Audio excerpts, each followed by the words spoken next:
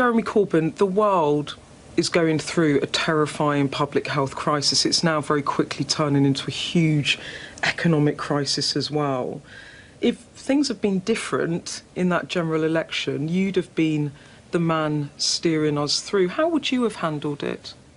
I hope we'd have started onto it more quickly and recognised the seriousness of it from the World Health Organization warnings that were sent out in January from China, and recognise that the only way you can get on top of it is by knowing how severe it is, and that means testing. The fact that we are not yet even testing 10,000 people a day is very, very serious indeed. There are almost 500,000 people working in the NHS and the care sector. Even they have not yet been tested. It is ludicrous. We've got to get on top of testing. So just to be clear, you don't think it's about the speed and scale of the crisis and the growth of the epidemic? You think rather the testing failures have been because the government's dropped the ball? It's both. It has obviously been a very fast-moving crisis. We do have to bring it under control. Testing is a very, very important way of it, but also the superhuman efforts of people throughout the NHS to free up beds, to bring staff back, to bring retired staff back, and now to open 3 new hospitals is wonderful, and we should applaud them. But we shouldn't have had 10 years of austerity when we ended up with 94% bed occupancy in the NHS, and obviously a difficulty in coping because of that.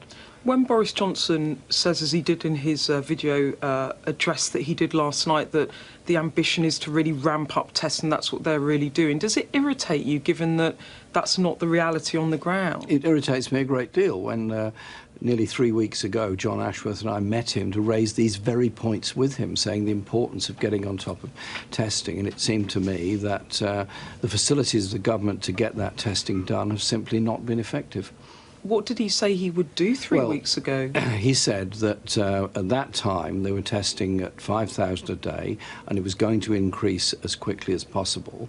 Here we are now, all these weeks later, we're not even yet reaching 10,000 a day, and it's apparently because there's a shortage of test equipment, because the NHS was not able to purchase it when it needed to, because they seem to be running on the idea that it wasn't necessary to test. It is absolutely... How can you possibly have an idea of how many people have CV unless you test?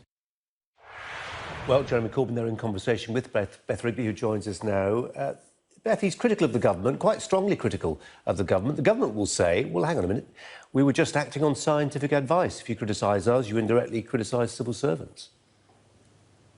Yes, well, I think the point that Jeremy Corbyn was making in that interview on testing was that he thought it was a ludicrous situation that the government hadn't ramped up testing more quickly. He talked about the examples from South Korea. He talked about Germany and how they had scaled up testing, and said it was a ludicrous situation that we find ourselves in, that those frontline NHS staff are not getting the sort of testing that they need. And we know the issue around this. Many thousands of NHS staff that should be working on the front line as this disease advances and the number of cases in hospital continues to grow. They should be at work, but they're off self-isolating at home, not necessarily because they're ill, but because someone in their family is, and they can't be tested. Now, the government has come under huge criticism for all this in the past 24 hours, and I expect that they will be trying to bring forward some sort of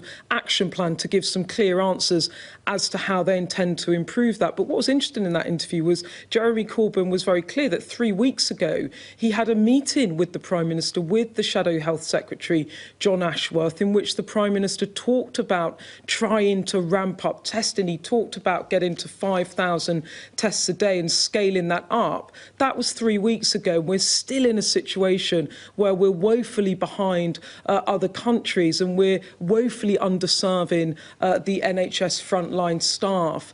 The other issue in that interview, of course, was the issue of austerity, and Jeremy Corbyn is stepping down as Labour leader on Saturday. We sat down together. We'll run out a full interview later on. It's his final sit-down interview that he will give as Labour leader, and he also talked about austerity, about how the the NHS, in his view, was underprepared going into this crisis because it had been under strain already before this added pressure came to it. The other point he made in the interview was that he didn't believe free market economics could now solve this argument, that the coronavirus crisis has radically changed the relationship between all of us and the state, and the relationship between the government and the state, and that those sorts of big investment, big spending programmes that Labour had put forward in the general election as ideologically the right thing to do